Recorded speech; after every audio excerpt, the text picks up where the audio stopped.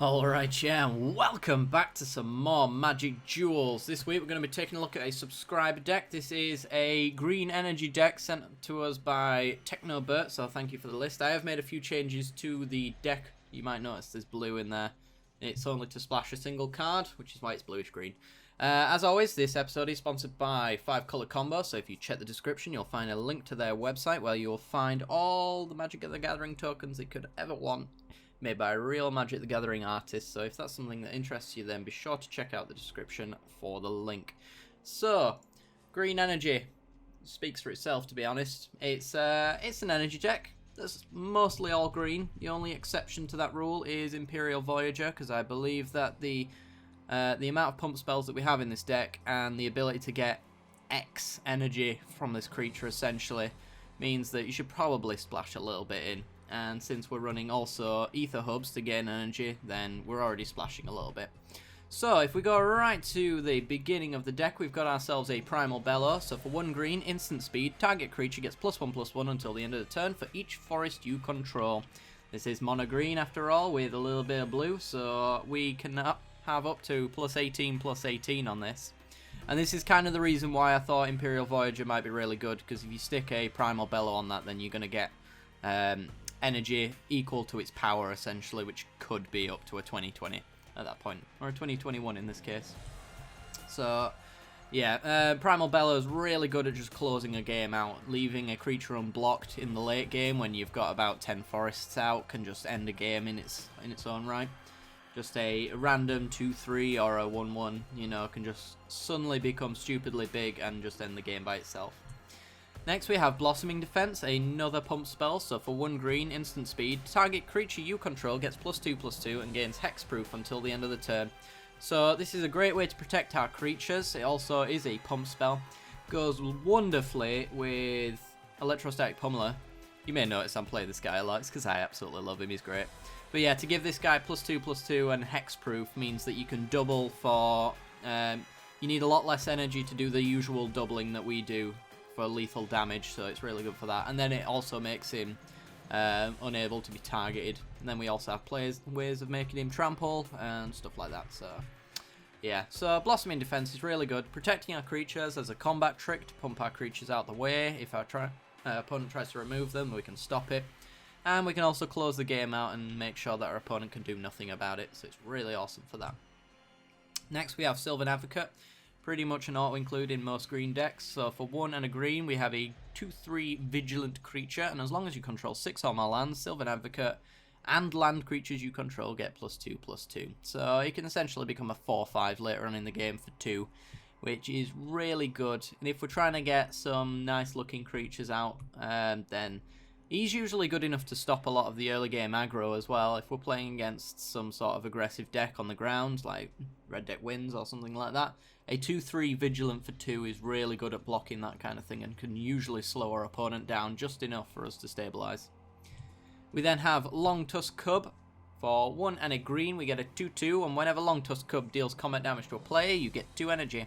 And you can pay 2 energy to put a 1/1 counter on Long Tusk Cub. So essentially this guy can pump himself up and make himself absolutely huge. The more combat damage he gets in, the more energy he gets. The more energy he gets, the bigger he can become. So we can use the energy to get our Long Tusk Cub really big and start making profitable attacks for ourselves so that he cannot block efficiently himself. We can trick our opponent by adding extra counters. If he thinks it's a 2/2, it suddenly can become a 6/6. Or even more than that, so he's really good. And in the early game, that extra energy that we get is awesome. Then we have Sage of Shalia's Claim. For 1 and a green, a 2/1. When it enters the battlefield, you gain 3 energy. It's pretty much all it does, but it is a 2 mana 2/1, which isn't the worst thing in the world, and again there's 3 energy. 3 energy, I might add, is exactly 1 pump on Pummeler as well. And if you remember, an unblocked Pummeler needs 15 energy to deal 32 damage, so we just need to get to that level. There are other things we're going to be spending our energy on, of course, but that's the one that's really good, I enjoy. Then we've got Smuggler's Copter. Pretty much fits into any creature-based deck, to be perfectly honest. So for 2 mana, you get a 3/3 vehicle with flying. And whenever Smuggler's Copter attacks or blocks, You may draw a card. If you do, discard a card. So this is an ability green doesn't usually have access to, which is really good. It's essentially looting and card filtering for us. So we can attack him with Smuggler's Copter with our summon sick creature that might have just come down, for example. Get over the top. We've got flyers in green, which is really rare, essentially. Which is also another reason to run him. But yeah, essentially just smooths out our draws and makes sure that we get exactly what we want when we need it.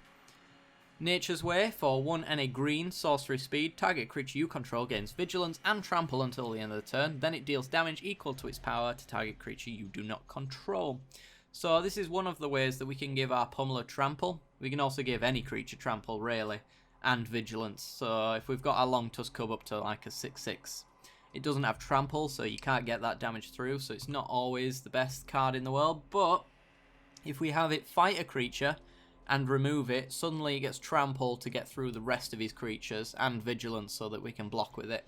So it's a really good value card, is Nature's Way, and we usually have decently sized creatures to get good use out of Nature's Way.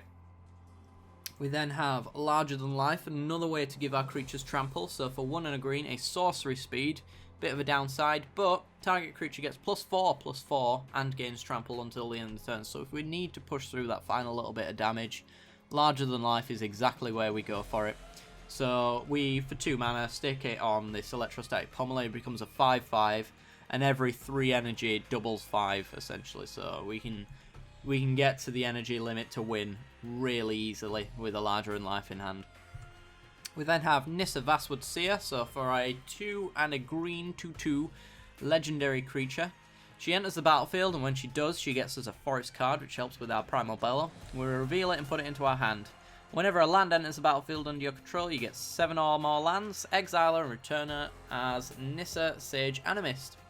This is Sage Animist is a great way to ramp, so for +1, reveal the top card of your library. If it's a land card, put it onto the battlefield. But she's also got card advantage in her +1, because if it's not a land, then we get to put it in our hand anyway, so we're just always gaining card advantage no matter what it is. Sometimes it can be a little bit of land ramp though, which is awesome. Her -2 ability allows us to put a 4/4 green elemental creature token named Shire the Awoken World onto the battlefield, so that's her way of protecting herself. It can be great for if we don't have a target for Nature's Way, but we need to get a creature out of the way. We can minus Nissa and make the 4/4 fight another creature. The Nature's Way, I forgot to mention as well, the other creature doesn't fight back as well, so it's not a fight mechanic in the prey upon sense, it's literally just my creature deals damage to yours and not the other way around. So it's really good. And then our ultimate ability, which is an absolute ultimate because it tends to always win the game on the spot.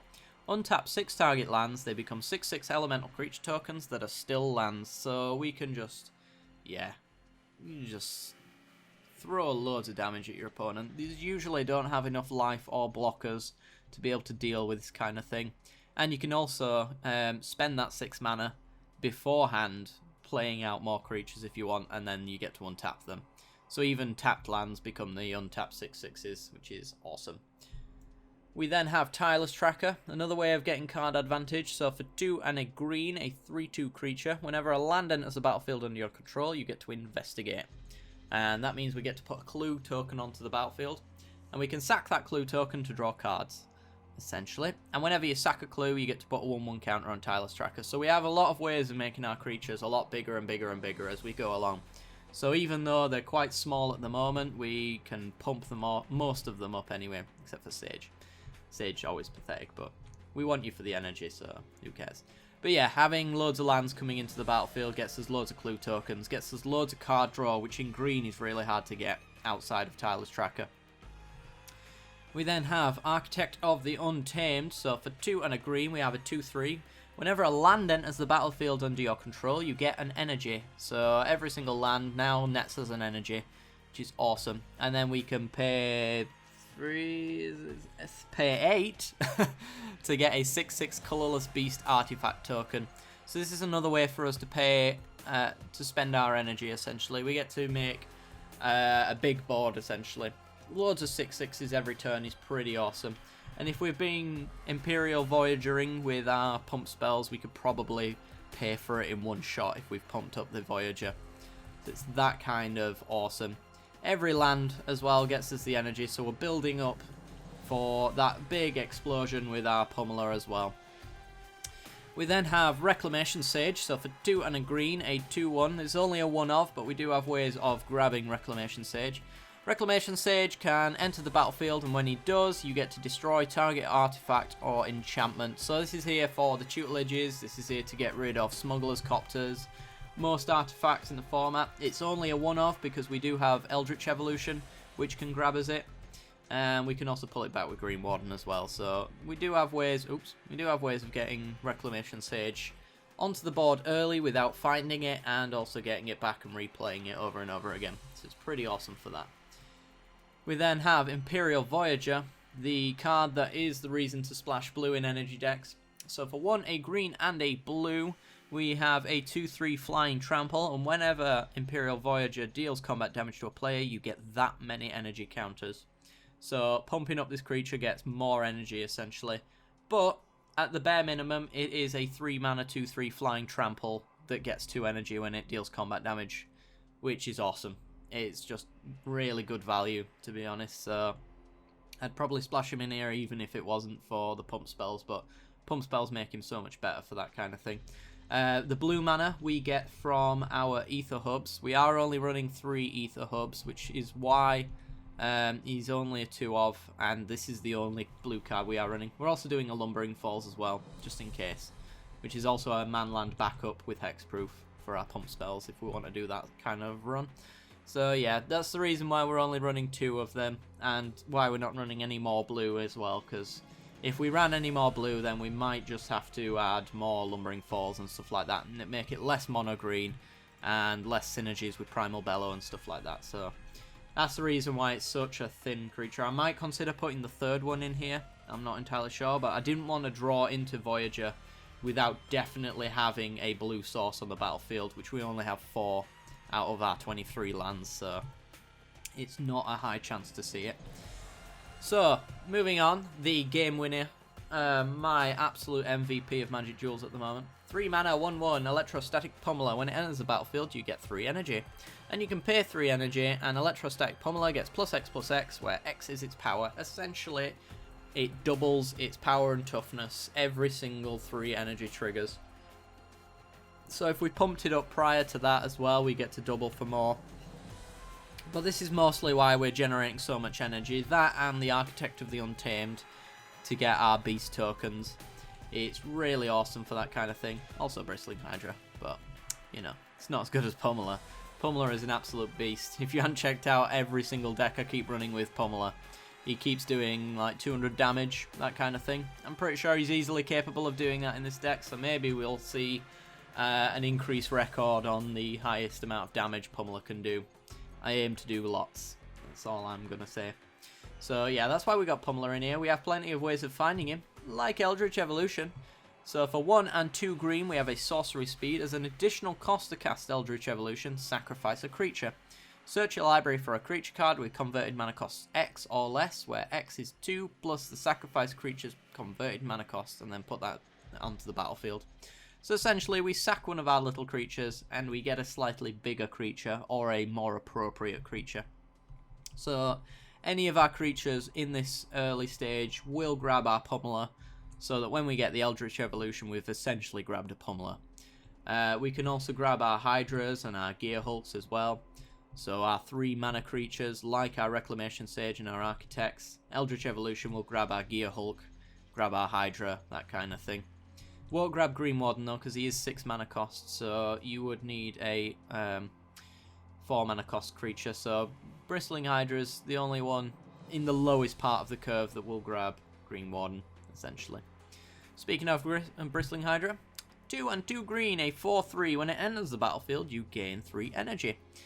Pay 3 energy, and you get to put a 1-1 counter on Bristling Hydra, and it gains hexproof until the end of the turn.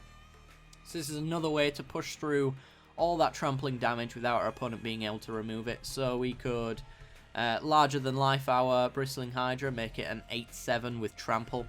Our opponent tries to remove it, we add a counter. Now it's a 9-8 with hexproof and trample.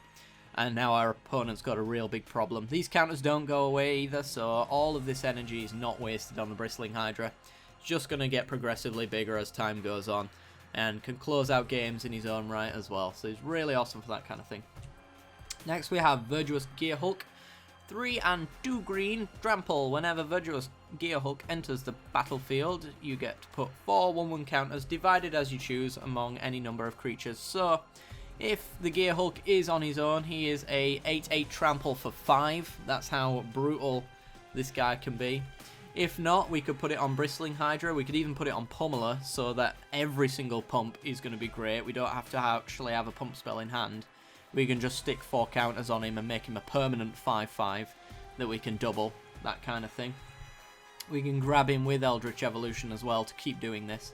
We can also spread the board wide as well. We can divide those 4 counters however we want. So if we want to get our 1 toughness creatures out of Twin Bolt range, for example, then we can spread the counters around that way as well, and just make a really, really hard to deal with board state. So Virtuous Gearhulk is great.